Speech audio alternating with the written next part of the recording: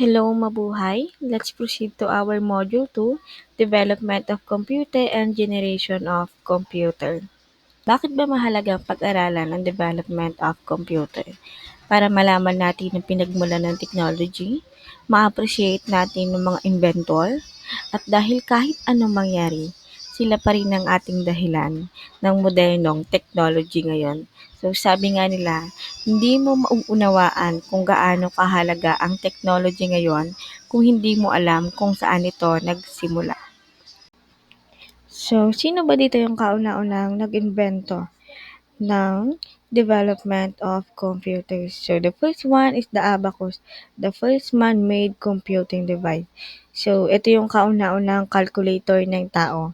Bago pa magkaroon ng papel at lapis, ang abacus na yung ginagamit para magbilang at mag-compute. So, saan ba gawa si abacus? So, ito ay gawa sa kahoy o plastic na may mga beads or bilog na pinaiikot sa mga stick o wire. So, ginagamit ito pagbibilang, pag-addition, pag-subtraction, pag-multiply, and also pag-division. So, si abacus po yung kauna-unahang calculator sa buong mundo. So, kahit walang kuryente o screen, kaya niyang mag-solve ng math problems. So, yung susunod na nag-develop ng computer o pangalawang development of computer is si John Napier o mas kilala bilang Napier's bone. So, isa siyang Scottish mathematician. So, nag-invento siya ng logarithm dahil gusto niya mapadali yung pagmumultiply, pagdi-divide ng malalaking number dahil mahirap gawin kapag mano-mano. So, gusto niya matulungan yung mga scientifico at iba pang nangangailangan ng mabilis na pagko-compute. So, yung pangatlong development of computer is si William Outredge. So, isa siyang English mathematician. Siya ang nag-invento ng slide rule, isang uri ng calculator na ginagamit noon sa multiplication, division, at trigonometry. So, yan po yung ginagamit ng mga scientifico, engineer, at estudyante bago magkaroon ng digital calculator.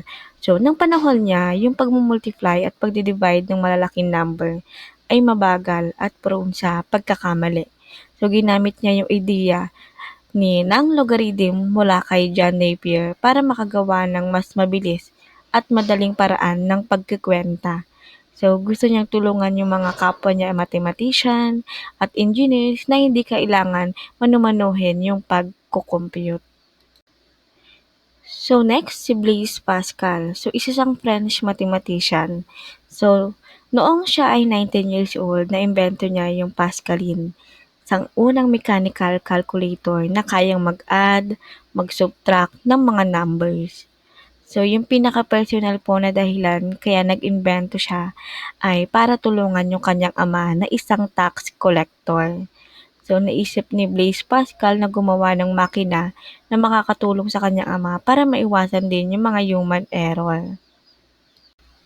So, next, si Gottfried Wilhelm von Leibniz o mas kilala bilang Leibniz calculator. So, isa naman siyang German mathematician, philosopher, at inventor.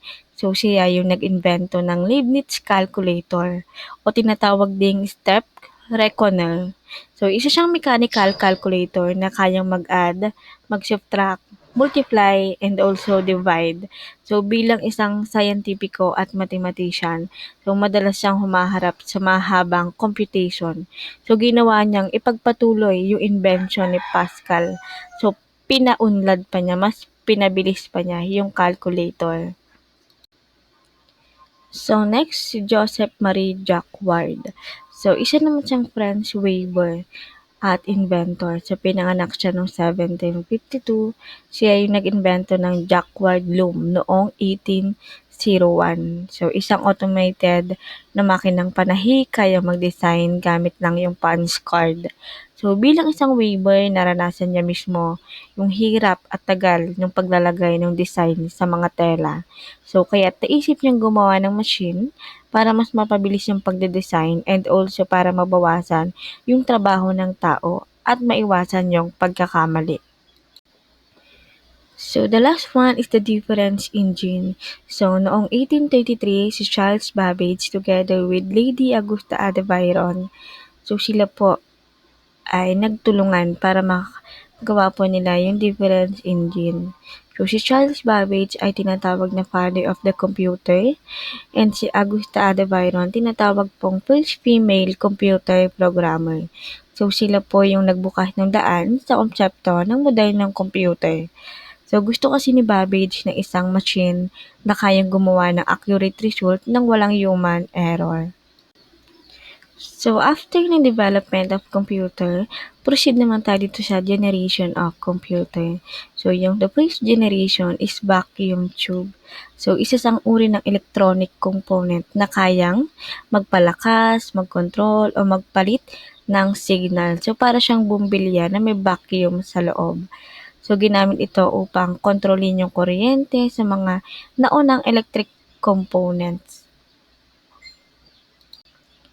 So, meron tayong example dito, si ENIAC or the Electronic Numerical Integrator and Calculator was designed in 1946.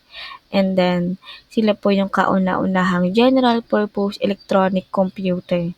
So, 18,000 na vacuum tube po yung ginamit nila dyan para lang gumana yung isang electronic computer. So, ginamit po yan sa military computations. So next, the EDSAC or the Electronic Delay Storage Automatic Computer. Na-build naman siya noong 1949. So 6,000 na vacuum tubes naman po yung ginamit nila para lang po gumana yung isang computer. So ginamit naman ito ng mga scientific calculation sa university and also ito yung unang computers na may memory. So next, the EDVAC or Electronic Discrete Variable Automatic Computer was designed and built through the joint efforts of Neumann, Escort, and Simouchi. So 5,937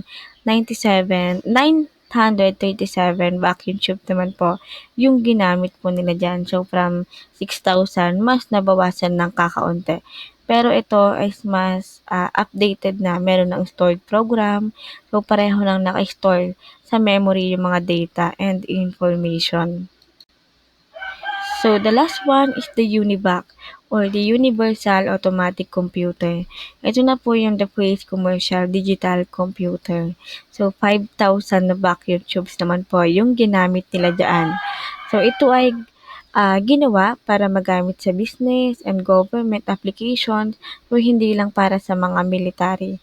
So, isa ito sa mga pinakaunang computers na ginamit sa totoong trabaho. So, next, the second generation is the transistor. So, isa siyang maliit na electronic component na kayang magpalit ng amplifier o signal. So, from doon sa first generation kanina, mas naging maliit pa siya na electronic component. So, sino ba yung nag-invento dyan? Si John Bardeen, si Walter Brattain, and si William Shockley. Next, the third generation is the integrated circuit. So, tinatawag itong microchip dahil naglalaman ito ng maraming transistor, resistor, at capacitor na naka-embed po sa kanya.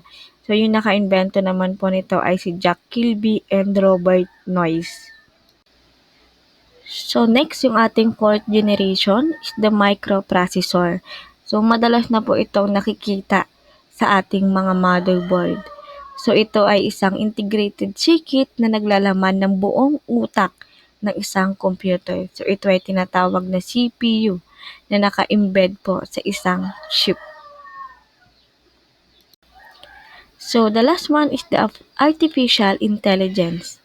So, or AI. So, tinatawag na matalino dahil meron na itong kakayahan mag-isip tulad ng tao. So, dito na nagsimula mag-invento ng iba't ibang technology katulad ng robot. So, thank you everyone. Sana nakinig kayong mabuti at nag-notes kayo dahil kapag nag-quiz tayo, hindi lahat ng nasa PowerPoint natin ay nasa quiz. Minsan siya nasa discussion ko po at sinasabi ko. Thank you everyone. God bless.